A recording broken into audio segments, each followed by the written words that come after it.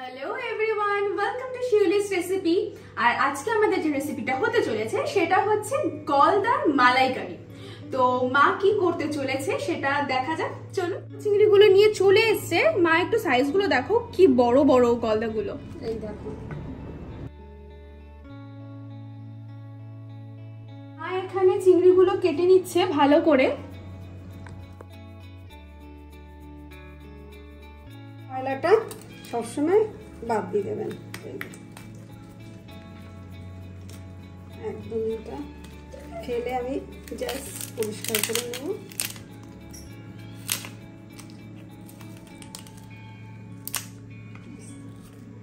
এই যে আমি এটা পরিষ্কার করে নিলাম। আর এইখানে পিঠে একটা নোংরা আছে, এইটা আমাকে কেটে এইভাবে এই যে বের করে নিচ্ছি। এই যে এই যে ময়লাটা, এটা আমাদের বের করে নিতে হবে। এই যে একদম বেরিয়ে এলো এই নোংরা। ঠিক আছে, এবার আমি বাদ বাকিগুলো কেটে আসছি। দেখতে পাচ্ছেন মা এখানে চিংড়িগুলো ভালোভাবে ধুয়ে পরিষ্কার করে নিয়েছে। তো এবার কি করবে মা? এবার আমি একটু নুন হলুদ মাখিয়ে রাখবো। নুন হলুদটা মাখিয়ে নিচ্ছি। আচ্ছা আচ্ছা, ঠিক আছে, কোন সময় রেখে দেবো নুন হলুদ মাখিয়ে। কতক্ষণের জন্য রাখবে? কত বেশিক্ষণ রাখবো না, এই 1-2 মিনিট রাখলেই হবে। মা এখানে আমার ডাবটা নিয়ে নিয়েছে, এটা কি করবে মা তুমি? চলো কেটে শ্বাসটা বের করে নেবো এবার। ও আচ্ছা, ঠিক আছে, কেটে নাও। এইবার এইটাই হলো আমাদের কাছে সব থেকে খতরনাক কাজ। হাত সামলে। হ্যাঁ হ্যাঁ হ্যাঁ, একদম। জলটা কি আমরা খেতে পারবো নাকি এটা তোমার রান্নার কাজে লাগবে? হ্যাঁ হ্যাঁ, একদম। শ্বাসটা বের করে নিচ্ছি।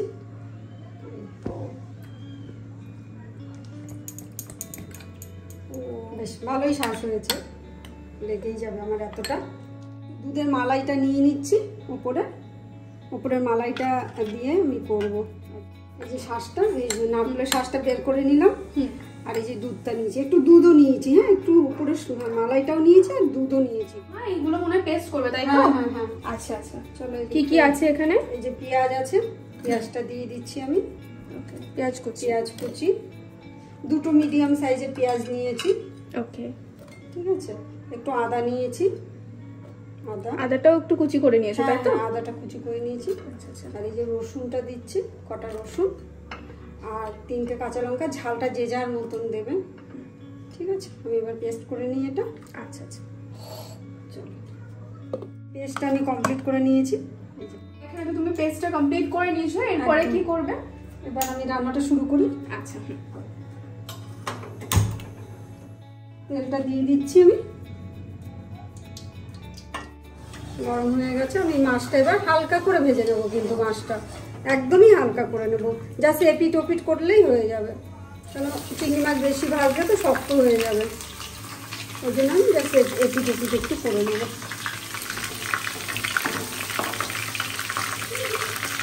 এই যে আমাদের 2বারে দিতে হবে মাছটা। একটু হোক, এপিটটা একটু হয়ে যাক, তারপর এই পিঠটা নিয়ে করবো। এই এক পিঠ হয়ে গেছে, এবার আরেকটা আমি উল্টে দিচ্ছি। এই উল্টে দিলাম, জাস্ট হালকা, জাস্ট এই যে লাল লাল কালারটা হয়ে গেছে। এই যে এই লাল কালারটা আসলে, হ্যাঁ হ্যাঁ, লাল কালারটা হয়ে গেছে মানে আমাদের চিংড়ি এক পিঠ হয়ে গেছে। এই যে এক পিঠ হয়ে গেছে আমার। এবার আমি একে একে করে তুলে নিই।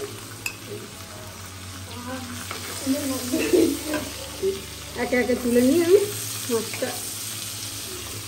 খুব সাবধানে তুলবে, নতুন যারা করবে তারা খুব সাবধানে করবে। এই যে চলো, আমি এবার এই বাকি তেলটা দিয়ে দিচ্ছি। অল্প তেল আছে, তার মধ্যে আমি তেলটা দিয়ে দিলাম। এবার আমি তেজপাতা দিয়ে দেবো। গ্যাসটা কমানোই আছে, আর বাবা তেল যদি ছিটকায় গায়ে।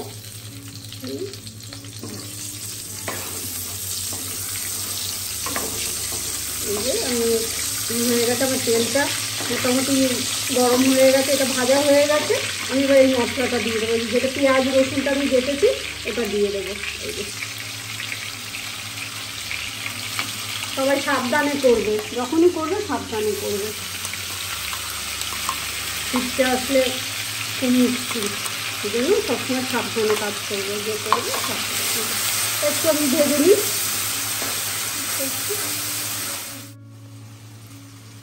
লবণটা যে যা স্বাদ মতন দেবে অবশ্যই, কেউ লবণ বেশি খায় কেউ কম খায় না, তো লবণটা সবসময় সবার স্বাদ মতন। আর এই যে আমি হলুদটা দেবো, জাস্ট অল্প দেবো, অল্প হলুদটা দেবো, দিয়ে একটু নেড়ে দেবো। এই যে নেড়ে দিয়ে আমি একটু ঢাকা দিয়ে দেবো 5 মিনিটের জন্য, একটু গ্যাসটা কম করে আমি ঢাকাটা দিয়ে দেবো। ঢাকাটা দিয়ে দিলাম, গ্যাসটা আমি অবশ্যই কম করে দেবো। এটা শিলে বেটে নেবো। এই যে একটু লঙ্কাটা নিয়ে নিচ্ছি, লঙ্কাটা আমি একটু বেটে নিই।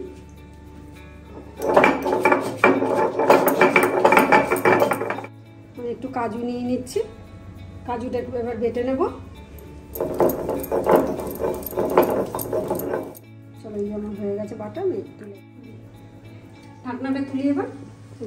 তেলটা উপরে উঠে এসছে, মানে আমাদের মশলাটা অনেকটাই হয়ে গেছে, এই অনেকটাই হয়ে গেছে।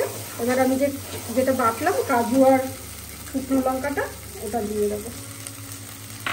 এটাকে কষিয়ে নিতে হবে। হ্যাঁ হ্যাঁ, এটা কষিয়ে দেবো।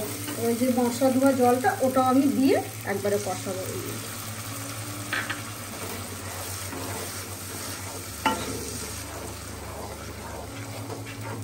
কষিয়ে নিচ্ছি, আবার একটু খানিক্ষণ কষিয়ে দেবো। মশলাটা কষানোটাই আসল,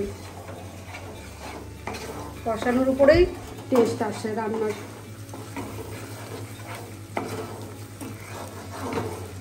মশলাটা বেটে নিচ্ছি আমি আগে বাটিনি, এর জন্য নাহলে গন্ধটা চলে যাবে। গরম মশলা এটা একদম মানে পিওর গরম মশলা। বাটা গুঁড়ো দিলে কি ওর মধ্যে কত কিছু ওরা মিশিয়ে দেয়, সেটা তো আমরা বুঝতেও পারি না। আমাদের বাঙালির রান্না মানে গরম মশলা মানে এই যে বাটা বাটা। মালাই যেটা বের করে নিলাম, ওটা আমি এবার পেস্ট করে নেব। তার সঙ্গে একটু অবশ্যই এই যে যেটা মালাইটা রাখলাম দুধের, এটা দিয়েও আমি এবার পেস্টটা করে নেব।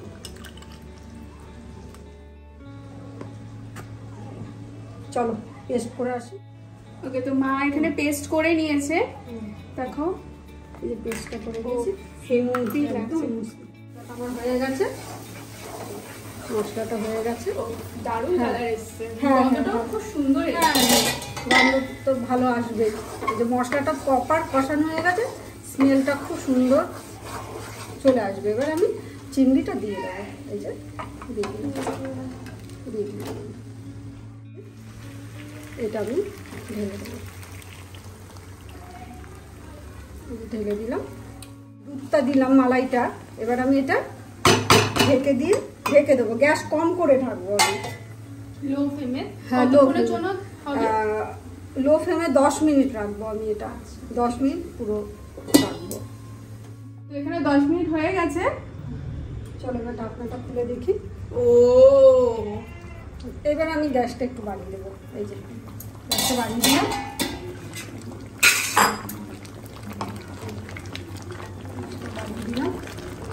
বাড়িয়ে দিয়ে এবার একটু চিনি দেবো। মালাইকারি তো একটু মিষ্টি মিষ্টি হলে ভালো লাগবে। চিনিটা কিন্তু অলওয়েজ অপশন, যা প্রবলেম আছে একদম না দিলেও কিছু নেই, কারণ দুধের একটা হালকা মিষ্টি আছে, নারকলের একটা হালকা মিষ্টি আছে। তো যারা না খাবে কোনো ব্যাপার নেই, না দিলেও কোনো ব্যাপার নেই।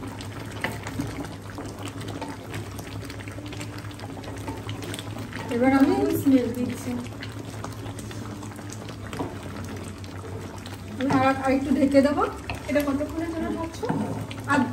আর 5 মিনিটের জন্য আমি ঢেকে দেবো। 5 মিনিটের জন্য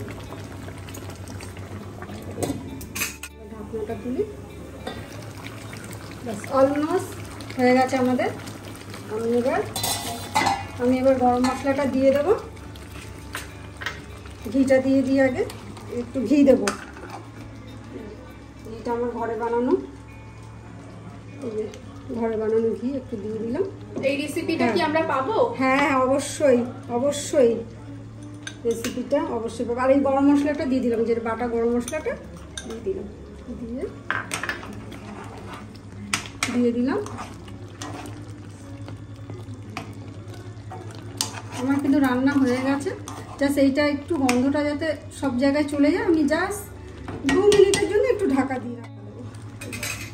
দুটো কাঁচা লঙ্কা দিয়ে দিলাম সুন্দর গন্ধর জন্য, ঢাকা দিয়ে দিলাম। করে দিচ্ছি একটু দমে থাকবে।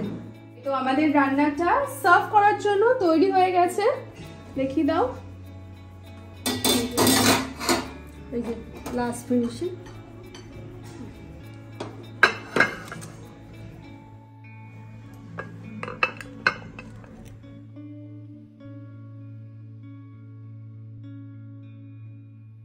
তো স্মেলটা দারুণ এসছে এবং দেখেও খুব টেস্ট লাগছে। তো আমি একটু টেস্ট করে দেখি।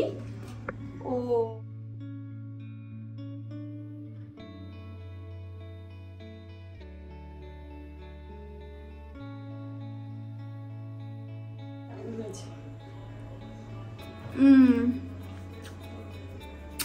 ওকে, সো আমাদের রান্নাটা তো ডিনারের জন্য তৈরি হয়ে গেছে। আপনারাও রান্নাটা করে আমাদেরকে নিচে কমেন্ট বক্সে জানাতে হবে আপনাদেরকে যে কেমন লেগেছে আপনাদের রেসিপিটা। আর ভিডিওটা ভালো লাগলে অবশ্যই লাইক করে দেবেন, আর এরকম আরো ভালো ভালো রেসিপি পেতে গেলে আমাদের চ্যানেলটাকে সাবস্ক্রাইব করে দিতে হবে। সো দেখা হচ্ছে নেক্সট ভিডিওতে। Till then be safe and keep your loved one very very happy. By.